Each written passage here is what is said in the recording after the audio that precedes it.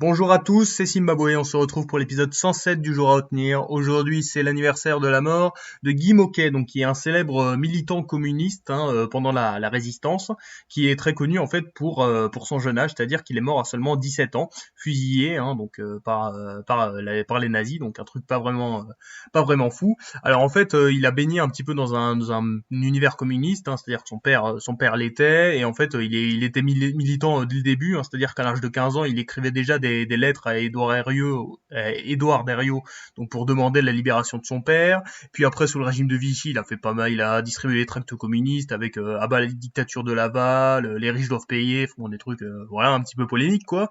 Du coup, il s'est fait arrêter et ensuite un an plus tard, on a Karl Hotz donc qui était un nazi donc qui s'est fait tuer par des résistants et du coup en représailles dans une politique de terreur et ben le régime nazi décide donc de fusiller des dizaines d'otages et donc Guy Môquet donc qui est mort à l'âge de seulement 17 ans et qui est aussi connu pour ses écrits surtout la dernière la lettre de Guy Môquet où il dit où il écrit une lettre à sa famille qui est un petit peu très très très très triste. Donc voilà, et c'est devenu évidemment un martyr un petit peu de la barbarie nazie et un symbole aussi de la jeunesse résistante au nazisme. Donc évidemment à retenir. Aujourd'hui, c'est aussi l'anniversaire d'un événement important, le tout premier saut en parachute de l'histoire. Ça, c'est quand même plutôt sympathique. Donc, par un certain André-Jacques Garnerin.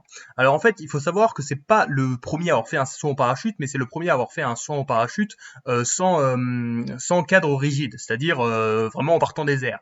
Parce qu'en fait, il est parti à la base d'une montgolfière. Parce que vous savez qu'à l'époque, on était en France et on avait des frères montgolfières qui avaient inventé ce célèbre ballon très bizarre. Et d'ailleurs, c'est vrai que c'est important parce que la France était quand même à la pointe de la technologie à ce sujet-là. C'est toujours intéressant de savoir ça. Et donc Garnerin, donc voilà, le 22 octobre 1797, il s'élance d'un ballon à Paris au parc Monceau et donc il a atterri devant une foule évidemment qui était totalement admirative et il a juste une entorse et heureusement il n'y a pas eu de problème. Et donc c'est quand même plutôt intéressant. Bon après c'est pas un parachute comme aujourd'hui, je vous le dis tout de suite, c'était un truc voilà comme ça, très bizarre.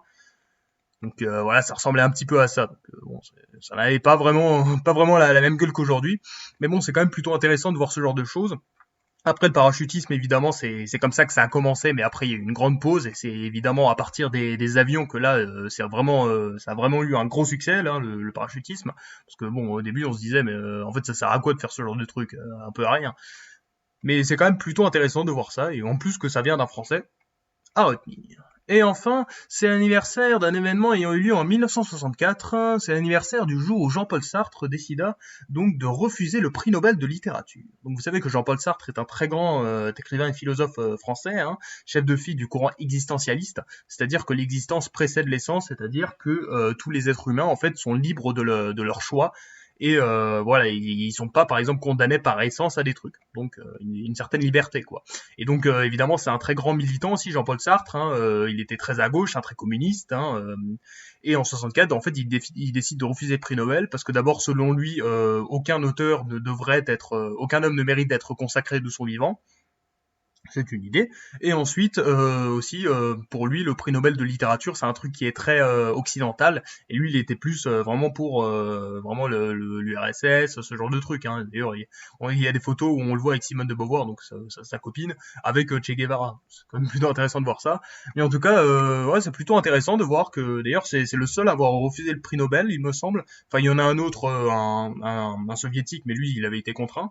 D'ailleurs, il faut savoir que la France est le pays à avoir le plus de prix Nobel de littérature, je ne savais pas. Mais bon, en tout cas, c'est intéressant de voir ce genre de méthode de pensée, et aussi Jean-Paul Sartre, évidemment, qui est quand même un homme très important dans la philosophie française. Donc, à retenir. Et voilà les trois événements du jour. Donc, on a la mort de Guy Môquet en 1941. On a donc le tout premier saut en parachute en 1797 par André-Jacques Garnerin. Et enfin, on a Jean-Paul Sartre qui refuse le prix Nobel de littérature en 1964. C'était Zimbabwe. Merci d'avoir regardé. Bisous.